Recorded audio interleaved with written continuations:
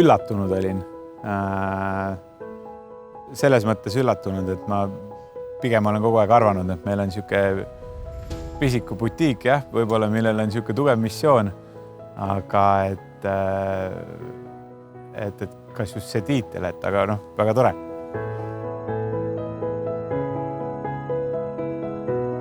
Ma arvan, et teekond, sellepärast, et kui on nagu ainult eesmärk kuidagi silme ees, et siis see sõit sinna võib olla niisugune läbi seinte sõit ja nii edasi. Et ma arvan, et see teekonna nautimine on palju ägedam asi, et võib-olla see eesmärk on kuskil seal kaugel nagu terendamas, aga see sõit nagu selleni peaks see huvitav asi olema.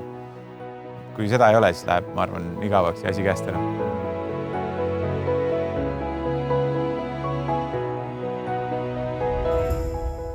On olnud momente, kus ma olen kahetsenud neid hetki, et kõik sinna paika jätta, seda pole olnud. Pigem need kahetsused on nagu näidanud, et järelikult midagi tuleb teisiti teha ja pigem on need nagu õppetunnid olnud.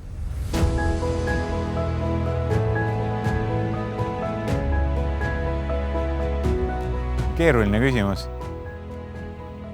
Mul on kuidagi niimoodi, et isegi kui mingi nagu etapp kuidagi läbi saab ja võiks rõõmustada, siis ma pigem muretsen selle uue pärast, mis seal ees ootab.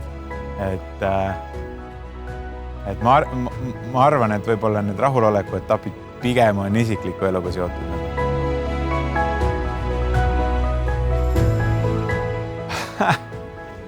Mis see on õnn?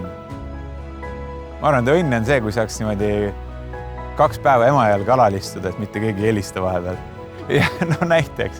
Aga ma arvan, et see on suur õnn nagu. Et need siuksed rahulikud iseendale hetked, et ma arvan, need kuidagi tervendavad.